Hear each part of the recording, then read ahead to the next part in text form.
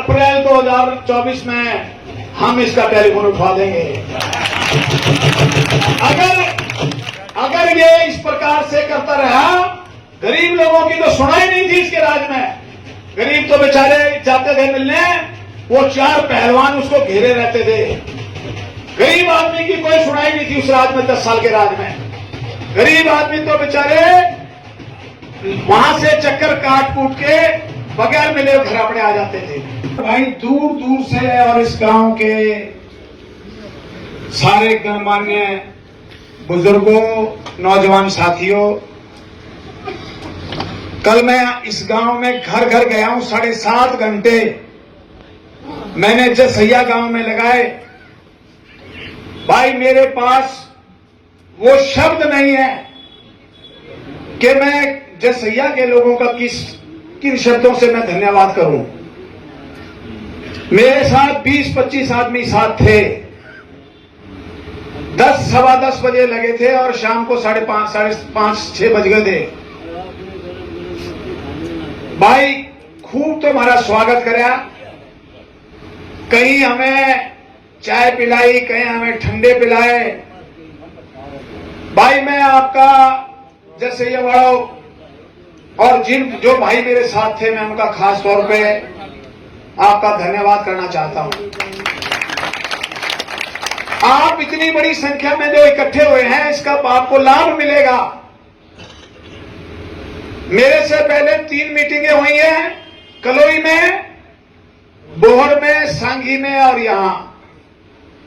उसका फायदा यह मिल गया कि जो आदमी कभी चुनाव जीतने के बाद धन्यवादी दौरा भी नहीं करता था, वो बीच में आ गया। कल वो यहां आएगा, इसी चौपाल में आएगा। उसके तेवर बदले बदले मिलेंगे आपको। बाप बेटा का घमंड 7वें आसमान पे था, आपने वो घमंड तोड़ दिया। इतनी बड़ी संख्या में लोग वो कह रहे थे कृष्ण मूर्ति के साथ होके हैं, 200-300 आदमी हैं। ये उनको रिपोर्टें पहुंचाते हैं उनके आदमी कि कृष्ण मूर्ति के हाथ में क्या है। कृष्ण मूर्ति के हाथ में तो कुछ नहीं है, तेरे छोरे का खेल जरूर बिगाड़ दूंगा और कुछ तो मैं कर नहीं करूंगा।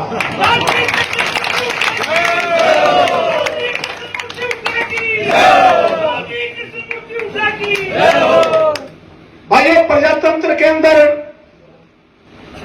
अगर नुक्ताचीनी ना हो तो प्रजातंत्र फेल हो जाता है। नरेंद्र मोदी देश का प्रधानमंत्री है। पार्लियामेंट में उसके अंदर उसके सामने पता नहीं उसको कितनी बुरी बुरी कही जाती है। लोगों को सुननी चाहिए अपनी कमजोरी, अपनी बुराई सुननी चाहिए। हमने सांगी में जलसा किया था। जलसा जिस तरह आज कामयाब है, इतना ही कामयाब वो जलसा था। बहुत तगड़ा जलसा था। तो भाइयों, पूर्व मुख्यमंत्री के बेटे गांव में गए, एक दंगल का उद्घाटन करने 1 बजे बुलाया था, 6 बजे पहुंचे महाशय। दंगल तकरीबन पाट चुका था, खत्म हो चुका था। फिर भी उसके सामने एक कुश्ती करा दी, 2 कुश्ती छोड़ दी। वो कुश्ती करा गुरु के उन्होंने फटाफट कर दिया। उसका वो समझ में आगे के लोग नाराज हैं। सांगी वाले बैठे, इनसे पूछ लेना। घर घर जा गया, रात के 11 बजे तक दीपेंद्र हुड्डा घर घर गया है। मैंने आपको ये वायदा किया था कि बाप बेटा को गांव गांव घर घर घुमा दूंगा। मैंने अपना वायदा पूरा किया है। भाइयों, मेरी कोई ताकत नहीं है, मैं तो भाषण कर सकता हूं। ताकत तो आपके लोगों की है। ये ताकत आप लोगों ने मुझे दी है। और भाई ये इस घमंड में थे कि कलोई में हमारा कौन मुकाबला कर सकता है। अरे ये लोग बैठे मुकाबला करने वाले, ये देखो, ये इतनी बड़ी संख्या में लोग जो जुड़े हुए हैं, ये मुकाबला करेंगे। भाइयों क्या है, अब क्या कह रहा है ये नहीं कह रहा कि मैंने 10 साल में काम किया, मेरे काम पे मुझे वोट दो। मैं कहता हूं कि मेरे काम पे मुझे वोट देना जो मैंने 5 साल में किया है। ये भाई ये नहीं कहता मेरे काम पे मुझे वोट दो, ये कहता 14 लेके आऊंगा। या चौधर ऐसी इसको मिली हुई है कि जब भी कोई बात होती चौधर आगे अड़ा देता है। अरे आप अपना काम भी तो बताओ ना कि 10 साल में आपने किया क्या है। कल मैं जब यहाँ का दौरा कर रहा था, एक भाई हमारा दलित भाई आज यहाँ आया हुआ है, उसने मुझे बताया कि दीपेंद्र ने मुझे वायदा पक्का किया था कि तेरी नौकरी पक्की है, और आखिर में बेचारे का नाम कट गया। जिन लोगों ने नाम कटवाए हैं, हर गांव में ऐसे 2-2, 4-4 आदमी हैं जो लोगों के नाम कटवाते थे, सही लोगों के नाम कटवाते थे, लोगों के काम नहीं होने देते थे। आज वही आदमी दोबारा उसके जलसा करने के लिए आगे पीछे दौड़ रहे हैं। तो ये बात आपको खास तौर पे ध्यान से रखनी है। अगर वही लोग दोबारा आ गए तो ऐसी चौधरगाह में क्या फायदा भाई। अगर वही लोग जिन्होंने पिछली बार नौकरियों में पैसे खाए हैं, जिन्होंने नौकरियों में हल्के के लोगों से पैसे लिए हैं, मैं नाम बता सकता हूं लोगों के किसने पैसे लिए हैं, लेकिन अभी मैं इनको नंगा नहीं करना चाहता। चुनाव के अंदर चुनाव आएगा, उस समय मैं एक एक को नंगा करूंगा, एक एक को बताऊंगा किस किसने पैसे खाए हैं। भाइयों, जितने आप इकट्ठे होगे, जितना आप मेरे जलसों में इकट्ठा होगे, फायदा आम आदमी को मिलेगा। आम आदमी को मिलेगा फायदा। ये मिलेगा कि इनका जो दिमाग खराब है वो दिमाग दुरुस्त हो जाएगा। चौधरी देवीलाल जब 1991 में चुनाव लड़े तो चौधरी देवीलाल देश के उप प्रधानमंत्री थे। राजीव गांधी कांग्रेस के लीडर थे बहुत बड़े। मुझे राजीव गांधी ने बुलाया, चौधरी देवीलाल ने यहां से इस्तीफा दिया था, 4 लाख वोटों से जीते थे, और इस्तीफा दिया था, लोगों में नाराजगी थी। मुझे राजीव गांधी ने बुलाया कि क्या करते हो, मुझे कहने लगे कृष्णमूर्ति। चौधरी भजनलाल और मेरा साला मुझे लेके गए उसके पास। राजीव गांधी कहने लगे कृष्णमूर्ति, मैं तुझे उस सीट से लड़ाना चाहता हूं जहां से चौधरी देवीलाल ने इस्तीफा दिया है, बोल हिम्मत है लड़ने की या नहीं। मैं कहा मेरी हिम्मत है। चौधरी भजनलाल बोले, भाई ये वो परिवार है रोहतक का जिसके परिवार से 2 एमएलए हैं आज भी। अंग्रेजों के टाइम में, चौधरी छोटूराम के टाइम में, अरे आपको जो बुजुर्ग लोग हैं इनसे पूछो, गंगादत्त से पूछो, मेरे ताऊ ने भूपेंद्र सिंह हुड्डा के दादा की जमानत जब्त की थी इस इलाके से, लाहौर असेंबली के उसमें। क्या बात करते हो। आज ये आदमी उस परिवार को खत्म करना चाहता है। ऐसे परिवार खत्म नहीं हुआ करते कभी, जिसको लोगों का सहयोग, समर्थन और आशीर्वाद प्राप्त होता है, जिसके साथ इतनी बड़ी संख्या में लोग खड़े होते हैं, उसके लिए मरने मारने के लिए तैयार होते हैं। ऐसा आदमी कभी राजनीति से समाप्त नहीं होता है। ये इस परिवार का आखिरी इलेक्शन है, ये सोच लेना। कितने दिन भगाएंगे, कितने दिन लोगों को भगाएंगे।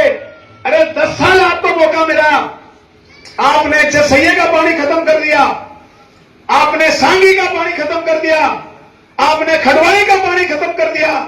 अरे लोग तो लोगों को पानी देते हैं। आपको एक मौका मिला था, आपको एक मौका मिला था कि आप कुछ करें, लेकिन आपने कुछ नहीं किया। आप दूसरे चक्रों में लगे रहे। कोई आता था, हमारे खडवाई वाले तो ये है कि थोड़े से अकड़बाज हैं। जब जाया करते इसके पास, ये नाट दिया करता। खडवाई का आदमी इसको घुराया करता इसकी तरफ, नला फिर आ जाइए तने काम में देखांगे। ये कहते उन्हें फट बुलाया करने, बुलाओ भाइयों, टेट आदमी है, और उसका काम हो जाया करता। तो खडवाली के काम तो फालतू हो गए। तो भाइयों, ये बातें मैंने आज इसलिए कही है, मैं अपना दुख बता रहा हूं। मेरा आपके पास, जितनी बार मैं आपके पास आऊंगा, जितनी बार मैं इलाके में जलसे करूंगा, उसका फायदा आम आदमी को मिलेगा। ये लोगों की जान पूछने लग जाएगा। वरना क्या था, इसके बेटे से मिलने जाओ, 4-4 घंटे खड़े रहो, 4-4 घंटे में नंबर नहीं आता था। और आज भी उसका बेटा आज भी टेलीफोन नहीं उठाता किसी के। अरे प्रजातंत्र, मुझे रात को 2 बजे टेलीफोन करो, मैं रात को 2 बजे भी टेलीफोन उठाता हूं। लेकिन इसको टेलीफोन उठाना पड़ेगा, हर हालत में उठाना पड़ेगा। अगर ये टेलीफोन नहीं उठाएगा तो भाई अप्रैल 2024 में हम इसका टेलीफोन उठवा देंगे। अगर ये इस प्रकार से करता रहा, गरीब लोगों की तो सुनाई नहीं थी इसके राज में। गरीब तो बेचारे जाते थे मिलने, वो 4 पहलवान उसको घेरे रहते थे। गरीब आदमी की कोई सुनाई नहीं थी उस राज में, 10 साल के राज में। गरीब आदमी तो बेचारे वहां से चक्कर काट कूट के बगैर मिले घर अपने आ जाते थे। और गरीब हर पार्टी, हर जात में कह रहा हूं मैं, कोई एक गरीब आदमी एक जात का नहीं होता। जिसमें हिम्मत ही कौड़ी चला के आगे बढ़ जाया था, उसकी तो सुनाई हो जाया करती। बहुत बहुत धन्यवाद भाई, धन्यवाद जवानों। तो मैं ये बातें आपको इसलिए मैं कहनी पड़ रही है कि भाई तुम सारे इकट्ठे हो जाओ और मैं अगला जलसा करूंगा फरवरी 2024 में करूंगा। भाइयों, जी तो मेरा कर रहा है लोकसभा लड़ने का। पार्टियां मेरे चारों तरफ घूम रही हैं। आप जिस पार्टी में कहोगे उस पार्टी से चुनाव लड़ूंगा। आप जिस पार्टी में कहोगे उस पार्टी से चुनाव लड़ूंगा। आपको मैं छोड़ दी और सारे रिश्तेदारियों में बिठावांगे और खूब अंडा के दाऊ मदद करांगे। हेलो, बहुत बहुत धन्यवाद। आपको मैं छोड़ दी, मैं 2 मिनट और लूंगा, 2-4 मिनट, 2 मिनट रुक जाओ भाई, 2 मिनट। तो भाइयों, किसानों की मेरे बेटे ने बहुत अच्छे ढंग से बात कोशिश की है। किसानों की तो जमीन ही उसकी सब कुछ होती है। 10 गांव के किसानों की जमीन कौड़ियों के भाव लौटा दी और उस आदमी को इस बात का मलाल नहीं है। आपके पास कल आएगा, आप देख लेना, उसके तेवर बदले हुए मिलेंगे। वो डरता डरता आएगा गांव के अंदर, हल्के के अंदर भी डरता डरता हुआ आएगा कि कदे कोई आदमी टोका टाकी ना कर दे।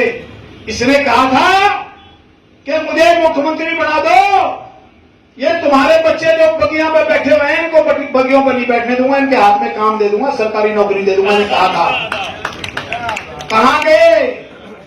बल्कि बगियों पर बैठने वालों की संख्या बढ़ गई। और भाई, जिस समय इसने राज छोड़ा 2014 में 65,000 नौकरियां खाली पड़ी थी।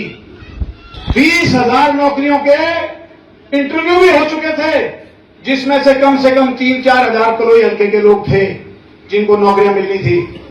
लेकिन ये नौकरियां कैंसिल कर गया। सारी मनोहर लाल खट्टर ने सारी नौकरियां भरी वो। तो इसने तो जो नुकसान हमारे इलाके के लोगों का नौकरियों में के मामले में नुकसान किया है, इतना किसी ने नुकसान नहीं किया। हम भाइयों आपकी आवाज बन के उठते रहेंगे, आपकी आवाज बन के करते रहेंगे। 3-4 बार पेपर सुनी को ना लोग बड़ा निकलता था।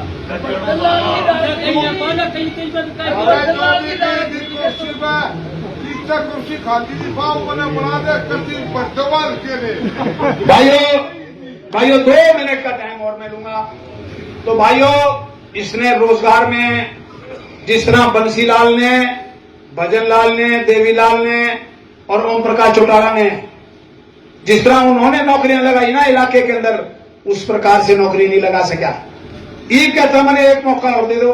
अरे एक मौका तो मिल भी गया, नौकरी नहीं लगा सकेगा क्योंकि नौकरियों के टेस्ट हो गए। नौकरी इंटरव्यू में नौकरी नहीं है, सिर्फ जो टेस्ट पास करेगा वो नौकरी लगेगा। ईद तो ये भगा सकता है आपको। ईद इसका छोरा ये करता है कि जो जवान छोरा मिल जाए, तेरा छोरा डीएसपी पक्का है, तेरा छोरा इंस्पेक्टर पक्का है। मतलब उस छोरे ने कमाल कर दिया। मतलब चुनाव जीतने के लिए इस स्तर पर झूठ बोल रहे हैं ये, कि मतलब नेता भी झूठ तो बोलते हैं लेकिन इतनी झूठ नहीं बोलते जितनी ये बोलने लग रहे हैं। और भाई मैं जिंदगी में तो एक बताऊं, मैंने कभी झूठ नहीं बोली है। मैंने किसी का हाँ कह दी है तो वो हाँ हुई है, और किसी की ना कह दी तो वो ना हुई है।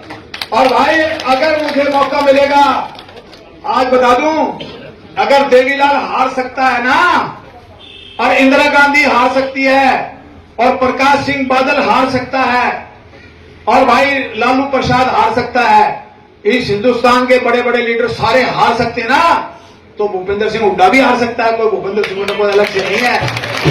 आप लोग इकट्ठे रहना। अब मैं छोटी मीटिंगें करूंगा गांव में, और भाई आज इतनी बड़ी संख्या में लोग मेरे लिए आए हैं, भाई मेरे सिर माथे पे है भाई मेरा सारा परिवार, मैं आपका ऋणी हूं, आपका आभार प्रकट करता हूं, आप सबका धन्यवाद करता हूं। और भाई भगवान ने मुझे मौका दे दिया तो सूद समेत के वो आपका बदला उठाऊंगा।